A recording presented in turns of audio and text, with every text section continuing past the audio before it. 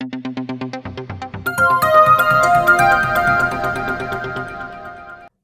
अरब में जब से शराब की पहली दुकान खुली है, पहला ठेका खुला है, 70 साल के बाद में शराब का बैन हटाया गया और रियाद के अंदर पहला लिक्विड स्टोर सऊदी अरब के अंदर खुलने वाला है। इसके बाद अगर हम ये अंदाजा लगाएं कि सऊदी अरब के अंदर dance club, music, DJs party जो है वो आम अगर हो रही हैं तो इसमें कोई दो राय नहीं होगी।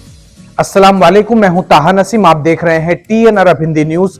मैं आप लोगों के लिए लेके आया हूं सऊदी अरब से जुड़ी कुछ खास और अहम खबरें अपने सभी गैर मुल्की भाइयों के लिए। क्या किसी भी गैर मुल्की ने यह कभी सोचा होगा कि सऊदी अरब के अंदर वेजिटेबल मार्केट में भी जाने से उनको मना कर दिया जाएगा? इसको हम डिस्क्रिमिनेशन समझे या फिर सऊदीनाइजेशन का एक नया दौर समझे? इसके बारे में एक बड़ी खबर हमारे पास में आज आ रही है, उसके बारे में बात करेंगे। इसके अलावा और भी खबरें जो है सऊदी अरब से आ रही हैं, तो सभी खबरों के बारे में विस्तार से बात करेंगे। आप लोगों से गुजारिश है वीडियो में शुरू से लेकर आखिर तक बने रहें ताकि सही जानकारी आपको मिल पाए। और आप हमारे चैनल पर नए हैं तो चैनल को सब्सक्राइब करना ना भूलें। तो चलिए खबरों की शुरुआत करते हैं। पहली उस बड़ी खबर से शुरुआत कर लेते हैं जो कि हमारे पास में आ रही है गैर मुल्कियों को लेकर। दरअसल सऊदी अरब के अंदर एक इलाका है जद्दा। जद्दा शहर को हम सब बखूबी जानते हैं और एक बड़ा कैपिटल स्टेट जद्दा को माना जाता है। जद्दा के अंदर जो वेजिटेबल मार्केट है उसके अंदर गैर मुल्कियों के जाने के ऊपर बैन लगा दिया गया है। बिल्कुल ठीक सुन रहे हैं आप, जद्दा की जो वेजिटेबल मार्केट है वहां से गैर मुल्की ना तो सब्जी खरीद सकता है, सब्जी या कोई फल, और ना ही वहां पर जाकर सब्जी या फल बेच सकता है। दोनों ही चीजों पर बैन लगा दिया गया है। मक्का की तरफ से जो मिनिस्ट्री ऑफ एनवायरनमेंट है उनकी तरफ से स्टेटमेंट आया है।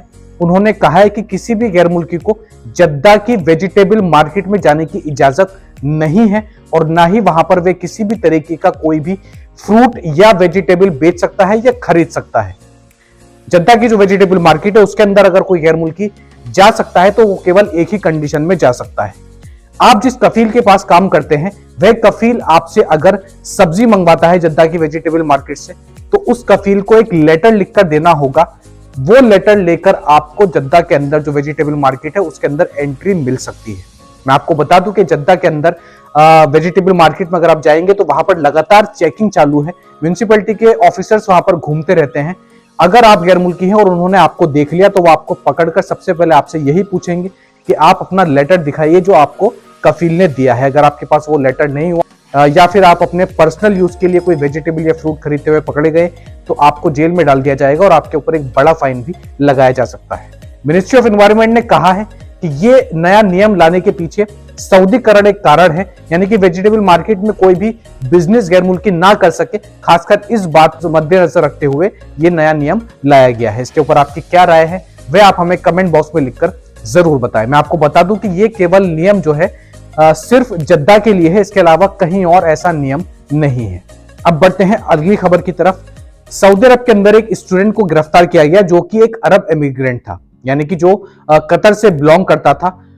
फेक डॉक्यूमेंट्स देने के जुर्म में उसको गिरफ्तार किया गया है। बताया जा रहा है कि फेक डॉक्यूमेंट्स यानी कि नकली डॉक्यूमेंट्स इस शख्स ने अपने देश के एक जानी मानी यूनिवर्सिटी से बनवाए और उन्हीं डॉक्यूमेंट्स की मदद से सऊदी अरब के अंदर इंजीनियरिंग की पढ़ाई कर रहा था, इंजीनियरिंग के कॉलेज में एडमिशन लेकर। जब इनके डॉक्यूमेंट्स की पड़ताल हुई तो उसमें सारे डॉक्यूमेंट्स फर्जी पाए गए, जिसके बाद इस शख्स का जो केस था वह कोर्ट में गया और वहां पर जब सारे डॉक्यूमेंट्स गलत प्रूव हो गए, नकली प्रूव हो गए, तो इस शख्स को, इस अरब इमिग्रेंट को 1 साल के लिए सऊदी अरब के अंदर जेल भेज दिया गया है। कोर्ट ने बताया कि जब भी आप एडमिशन लेते हैं तब आपके जो डॉक्यूमेंट्स होते हैं उसमें केवल ये नहीं कि आपकी डिग्री चेक की जाती है, इसके अलावा आपके और भी जो पर्सनल डॉक्यूमेंट्स होते हैं उन सभी को चेक किया जाता है। उनमें से अगर एक भी डॉक्यूमेंट नकली पाया जाता है तो उसके लिए आपको जेल भेजा जाएगा। अब बढ़ते अगली खबर की तरफ। अगली खबर हमारे पास में आ रही है न्योम सिटी को लेकर। न्योम सिटी 2030 विजन का एक बड़ा प्रोजेक्ट है जिसका नाम हम सबने सुन चुका है बहुत बार। न्योम सिटी के अंदर एक और नए प्रोजेक्ट का लॉन्च आज सऊदी अरब के अंदर हो गया है जिसका नाम जी नूर रखा जा रहा है। जी नूर सिटी, जो जी नूर प्रोजेक्ट होगा वह केवल एंटरटेनमेंट पर्पस के लिए बनाया जा रहा है। इसके अंदर नेचुरल सीनरी देखने के लिए मिलेगी और 5 स्टार होटल्स और रिसोर्ट्स बनाए जा रहे हैं, जिसके अंदर हमें 5 स्टार होटल्स और रिसोर्ट्स के अंदर जो एमिनिटीज होती हैं, जो सुविधाएं होती हैं, वह सारी सुविधाएं देखने के लिए मिलेगी। इसके अलावा डिफरेंट इंटरनेशनल ब्रांड्स हमें देखने के लिए मिलेंगे जो हम वहां पर जाकर शॉपिंग कर सकते हैं। इसके अलावा डीजे पार्टी और शायद से क्लब जो होते हैं जहां पर शराब और डांस आम होता है, ऐसी जगह भी इस जीनोर सिटी के अंदर हमें देखने के लिए मिल सकती है। हालांकि इसके ऊपर कोई कंफर्मेशन अभी हुकूमत की तरफ से नहीं आया है। ऐसा अगर होता है न्योम सिटी के अंदर तो इसको सुनकर कोई हैरान नहीं होगा, क्योंकि ये केवल टूरिस्ट के लिए एक अट्रैक्शन प्लेस बनाई जा रही है। यानी कि यहाँ पर जो विजिट करेंगे, ज्यादा से ज्यादा जो दूसरे देशों से लोग घूमने आते हैं वे लोग विजिट करेंगे और उन्हीं को मद्देनजर रखते हुए ये सारे नियम, ये सारी जो सुविधाएं हैं न्योम सिटी के अंदर वे लाई जा रही है। इस जीनूर प्रोजेक्ट के ऊपर आपकी क्या राय है? इसमें क्या क्लब और शराब का बिकना जायज होगा? यानी कि इसको सरकार को लाना चाहिए, नहीं लाना चाहिए? इसके ऊपर भी आप अपनी राय जरूर रखें। अगली खबर हमारे पास में आ रही है गाजा पट्टी को लेकर। गाजा पट्टी के लिए किंग सलमान ह्यूमैनिटेरियन एड के तहत जो है सऊदी हुकूमत की तरफ से $10 मिलियन डोनेट किए गए हैं WHO को, यानी कि वर्ल्ड हेल्थ ऑर्गेनाइजेशन को सऊदी की तरफ से $10 मिलियन की डोनेशन दी गई है।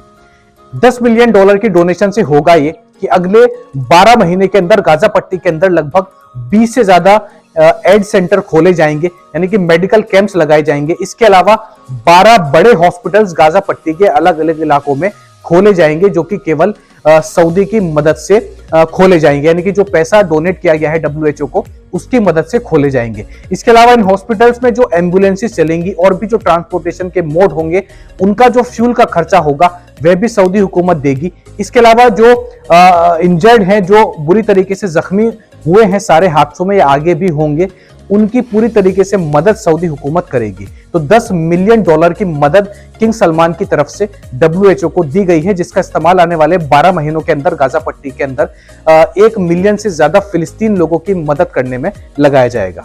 तो ये थी आज की कुछ खास और अहम खबरें सऊदी अरब से जुड़ी हुई। ऐसी ही खबरें मैं आप लोगों तक डेली लेकर आता हूं। सऊदी अरब के अंदर कोई भी नया कानून आता है गैर मुल्की वर्करों के लिए, उसकी अपडेट सबसे पहले मैं आप लोगों तक पहुंचाता हूं। खबरें आपको अगर काम की लगी हो तो वीडियो को लाइक करना ना भूलें, और आप हमारे चैनल पर नए हैं और हमसे जुड़े रहना चाहते हैं तो उसके लिए हमारे चैनल को सब्सक्राइब भी कर दें। मैं ताहा नसीम अब आपसे इजाजत चाहता हूं। इंशाल्लाह कल आपसे फिर मुलाकात होगी नई और ताजा खबरों के साथ। तब तक अपना ख्याल रखें।